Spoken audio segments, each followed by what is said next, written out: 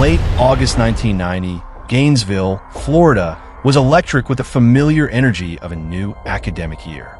Students flooded back into the city, filling the apartments and dormitories surrounding the University of Florida and the nearby Santa Fe College. The humid air was thick with anticipation, the promise of new classes, new friendships, and the rites of passage that define the college experience. Among the thousands returning were two incoming freshmen, 17-year-old Christina Powell and 18-year-old Sonia Larson. Two, like so many others, they were on the cusp of a new chapter in their lives, their futures stretching out before them, bright and full of possibility. They moved into the Williamsburg Village apartment complex, ready to begin their journey. But within days, the hopeful energy of that late summer would curdle into a citywide nightmare, as a predator lurking in the shadows began a reign of terror that would leave an indelible scar on the community and the nation. On the morning of August 26, 1990, the illusion of safety in Gainesville was shattered. When Christina Powell and Sonia Larson failed to answer calls, concerned parents contacted the apartment management. A maintenance worker unlocked the door to their apartment and was met with a scene of unimaginable brutality, a discovery that marked the beginning of a city's descent into fear. The Gainesville Police Department was summoned to a crime scene that was as meticulous as it was savage. The killer, later identified as Danny Rolling, had forced his way in through a rear door. His actions revealed a chilling level of planning and sadistic ritual. He had crept upstairs to Sonia Larson's bedroom first. To stifle her screams, he taped her mouth shut before brutally stabbing her to death with a large K-bar knife as she fought for her life. He then returned downstairs, where Christina Powell was still asleep. He bound her wrists, taped her mouth, and cut the clothes from her body. After raping her, he forced her face down and stabbed her 5 times in the back. But the horror did not end with their deaths. In a final, depraved act, Rolling posed their bodies in sexually provocative positions, using mirrors to enhance the grotesque tableau. Before leaving the apartment, he took a shower. This was not a crime of passion or a simple burglary gone wrong. This was the work of a calculating, ritualistic predator, and it was only the beginning. The discovery at Williamsburg Village sent a shockwave of fear through Gainesville, but the killer was far from finished. His spree continued with a speed and ferocity that paralyzed the community. Just one day after the bodies of Powell and Larson were found, police were called to another horrific scene. The victim was 18-year-old Krista Hoyt, a promising chemistry honor student at Santa Fe College. Rolling had broken into her apartment on August 25th by prying open a sliding glass door with a screwdriver. Finding she wasn't home, he simply waited. When Hoyt returned from playing racquetball with a friend, he ambushed her, placing her in a chokehold. He bound and gagged her, led her to the bedroom, and raped her before stabbing her in the back. The blade ruptured her aorta, killing her instantly. In a terrifying postscript that revealed the depth of his depravity, Rolling realized after returning to his campsite that he had lost his wallet. Believing it might be at the crime scene, he went back. It was during this return trip that he committed his most shocking act of mutilation. He decapitated Krista Hoyt, posed her body in a sitting position on the edge of her bed, and placed her severed head on a nearby bookshelf, turned to face the corpse. He would later claim his intent was to maximize the shock for whoever discovered her. By now, the media had descended on Gainesville, and the story of a serial killer targeting students was making national headlines. The Gainesville Ripper was born. The terror was palpable. Students began sleeping in groups and altering their daily routines, but the killer struck again. On the morning of August 27th, the bodies of 23-year-old Tracy Poles and 23-year-old Manuel Manny Tabawada were discovered in their apartment at the Gatorwood complex. Unlike the previous victims, they had fought back fiercely against their attacker, but were ultimately overpowered and killed. The murder of a male victim, Manny Tabawada, was a significant escalation. It shattered any illusion that the killer was only targeting small, lone women, amplifying the fear to an unbearable pitch. No one felt safe. When a killer brought chaos to the University of Florida over the course of 3 days in 1990, the city of Gainesville responded with heightened security steps. Door locks were reinforced. New alarms were installed around campus. Walking escorts were provided to students who wanted one if traveling after dark. Still, students remained on edge as several of their friends and fellow classmates had their lives ripped away by an unknown killer, later learned to be Louisiana drifter Daniel "Danny" Harold Rolling. In total, Rolling, who was branded the Gainesville Ripper before his identity was known, murdered 5 young adults, all of whom lived along the same road. 4 were UF students. 1 attended neighboring Santa Fe Community College.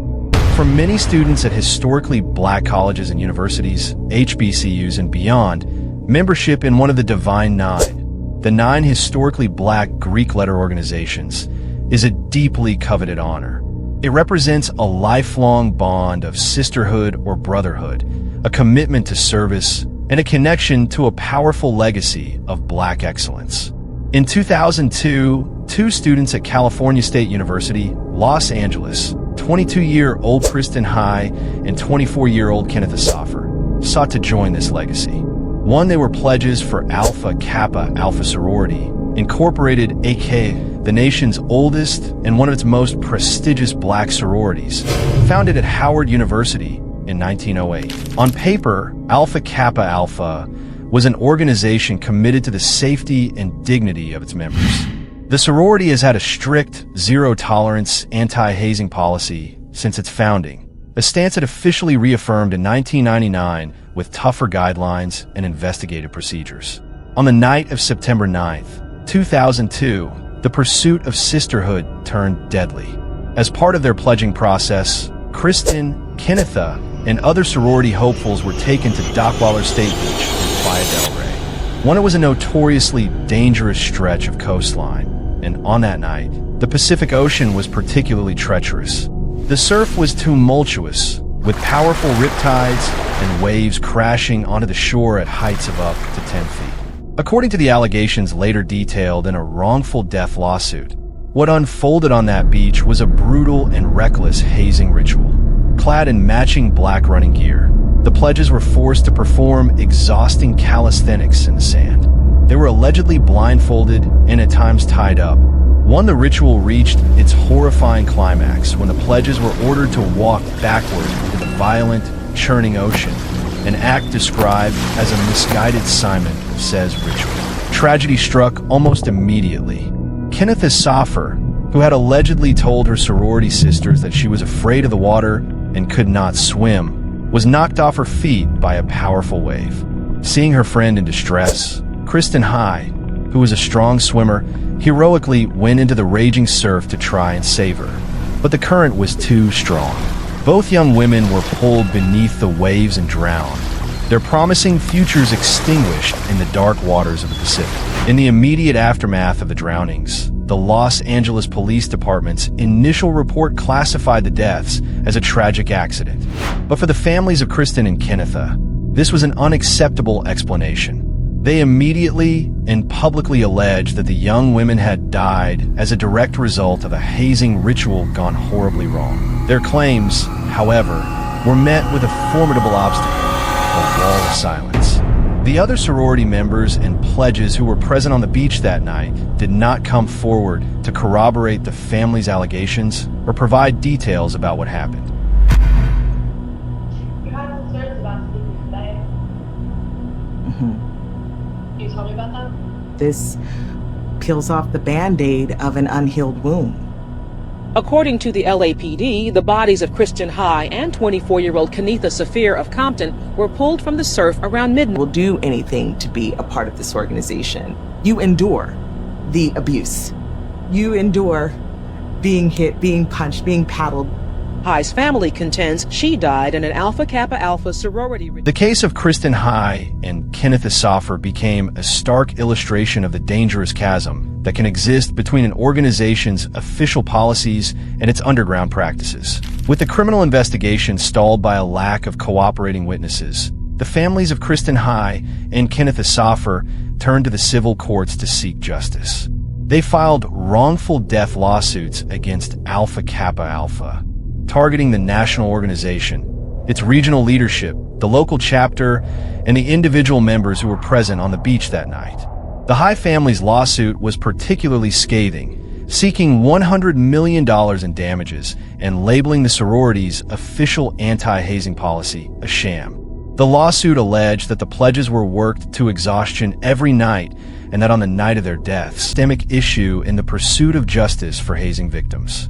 The powerful code of silence that protects these organizations often makes it nearly impossible for prosecutors to meet the high burden of proof required for criminal charges like manslaughter or assault.